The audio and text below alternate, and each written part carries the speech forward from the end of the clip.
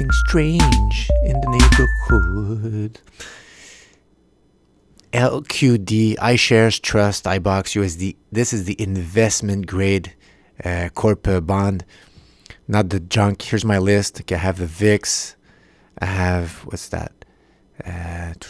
Not even quite sure. I think there's some other thing that tracks bonds, comfort bonds, the junk bonds, another, what's that one? Exchange, trade, yeah, another bond tracker, junk, high yield, corporate bonds. But this, the LQD, this is the high investment grade. So if that one pukes or cracks, you get in this type of situation right here. Had it pretty much right here. You had some warning signs back in March of 2006 already. A little way up, stage 3 on the monthly candle chart, but never making, this thing just has a tendency to peak and then slowly start rolling down. Don't worry about it. Getting you sleepy. Oh, broke down, came back up, started creating a bigger pattern. Oh, look at these are gap downs on the monthly. And then never making new highs, always sleeping until just roll off the cliff, sleepwalking. So that's what kind of happened right here. Back in the first candle after 1, 2, 3, 4, 5, 6, 7 month consolidation. Broke down right here in May of 2008. That was a big warning sign. Then you would have combined that with all the economic data. You would have combined that with monthly tops on the index, on sectors. And then after that, this is like the ultimate warning sign right here. This candle close, then made a bigger pattern. Then the next month closed after that. So in June, you got another warning. And then July, August, not much happened. And then boom, September 1st, just completely failed. Buyers coming in, completely failed. Very volatile. So when this falls, it's like it spiked up and down. And when did it get saved? December 2008. Maybe I think that's when the money started flowing in. And then, or was it earlier, or more money was coming back in, maybe some of the bailouts, and then more of the money came in March, and then after that just rode up with the rest of the market. So this is a big indicator of if the high grade investment corporate bonds, if they start failing, if they can't pay out what they owe on the money that they've been lent to do buybacks, to do whatnots, bailouts are going to happen. They're going to need some money to stay afloat, to stay solvent. And that's where you get this big spike down, big warning sign. So everything's super duper here, fluctuating. But after you have that big range up, we're starting to slow down and be numbed. Lower highs. Oh, I don't like the way. There we go. Lower highs. A break of this little top pattern. Oh, going down, creating a bigger pattern. Another break right here. Break, sideways move, hitting some more, defining some more monthly defined support. Breakdown, but pulling back up. This is the crazy January rally after hitting those lows in December, rally up, and it just decided not to do new highs, guys. This is monthly candle chart.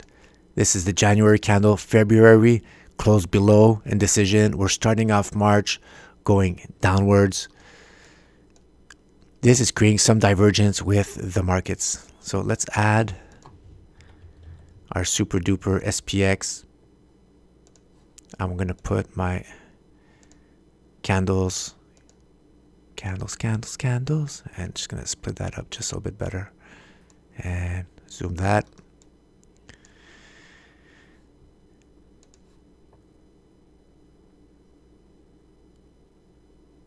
Right here, higher highs on the indicator on the SPX, lower highs on the corporate bonds.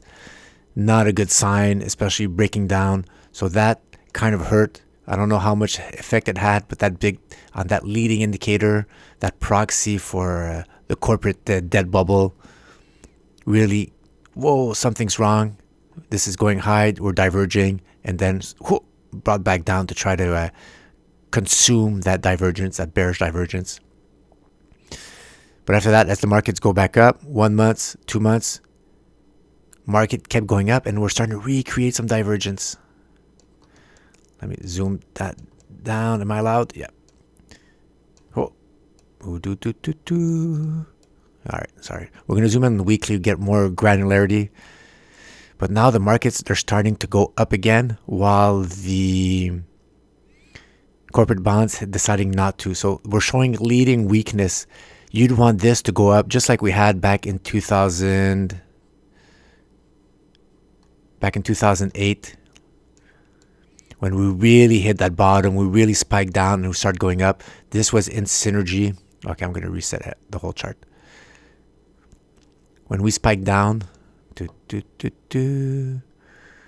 were back in synergy right here. Markets making higher highs. And same thing here, higher highs. And we kept doing that same thing over and over and over. But the fact that the corporate bonds aren't making new highs, and especially now that the markets are trying to make new highs, I'm really getting the feeling that we're running on fumes, that the market is going up on maybe that free money, the corporate bonds, that they could go get free money from Europe. Because I've looked at the Yardeni, they make a great monthly report on central banks' balance sheets. And everybody's looking at the Fed, but the Fed is just part of the equation. They're not really increasing their balance sheet. They have started rolling it off. But overall, if you look at the Japanese central bank and the European central bank, they kept printing. And when you put that total monetary easing worldwide, you still have this is the Fed, let's say, monetary policies, they've been doing that. But if you add the ECB and Japan, actually they've been going like that. And really, as you see the monetary supply go up, it's been pulling up. It's been showing up in the SPX. Maybe Apple or whatever company is doing buybacks, they could get some of that money by having maybe some remote offices in Europe and funneling that money back to do some buybacks. But I'm not quite sure. I think that's what's happening right now. But the corporate bonds, they aren't healthier. So this is going up. Okay, I'm going to zoom. Scribbles. So the SPX is going up. But we even here creating some divergence. And the SPX refusing to go up, even though the corporate bonds went up. And now we're starting to consume that divergence. So we should see the corporate bonds keep going down. I want to see, I'm going to go on the weekly. I want to get some more details. But I'm surprised to see this. When I saw this this red day, I said, what's happening? Reset. Whoa, look at all those lines. Oh, look at that volume. Let's hide the volume. Won't need the Mansfield. Remove all drawing tools. Pullback, intense pullback, hitting that Ichimoku cloud defined resistance, doing its thing, pulling it back down. So that's not something you would want to see as the markets keep pulling up higher and higher. SPX. Yeah, let's put it back.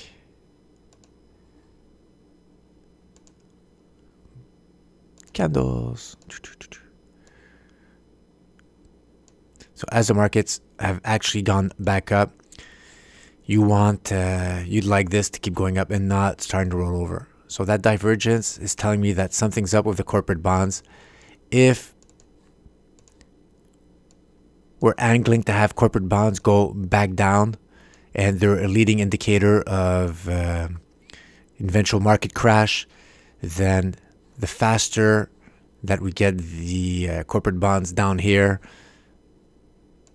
the faster we could prepare ourselves for an eventual catching up of the SPX, saying, hey, something's wrong. Corporate bonds, they can't pay their interest, they're going to default. And after that, we get that priced into companies that aren't able to pay back, aren't able to pay the interest on those bonds. They have to stop their buyback programs. And after that, this whole tower of cards just falls down, guys. So that's my crazy theories. So I'm really, really looking at that, really surprised about that. Even the other ones, the junk bonds went down. They look better. Oh, red day, not as bad as the high grade. So that's really what triggered me. I expect these junk bonds to start failing before the LQD. Oh, sellers coming in. But LQD starting to roll over, really, really not something you want to see if you want to be long on the market. So you might have another, maybe you need a few months for this really to go back down and really crack. This is my ultimate breakdown line. Right here, I thought we had a crack. So this is the ultimate breakdown line. If you get a close below that 111.4.5, then if this cracks, I think we're gonna have a lot of pain on the markets.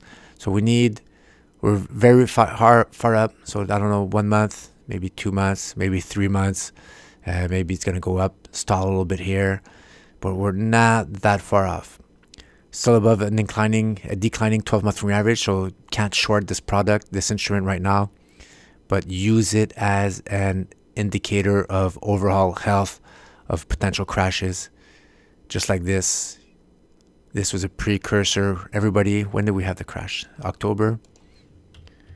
Let's put it back, Pat. Sidetracked. Okay, here we go. I can't read line charts. I'm so much better with... Here's my classic line right here. We had our initial breakdown right here, just like I believe we had in December from that top pattern, sideways move, come to retest. And here we got the LQD breaking down, refusing to go up, and huge fell when that continued down right here in September, October. Really don't want it to fail on the monthly candle chart. So that's it. Very curious to see LQD not reacting very well in the past few weeks. So really keep an eye on that. Maybe that pullback upwards is done, and that'll be considered when I'll be doing my circles. I'll be saying that's just a lower high, and let's see if we get a lower high down here, and kaboom! All right, guys. Thanks for watching.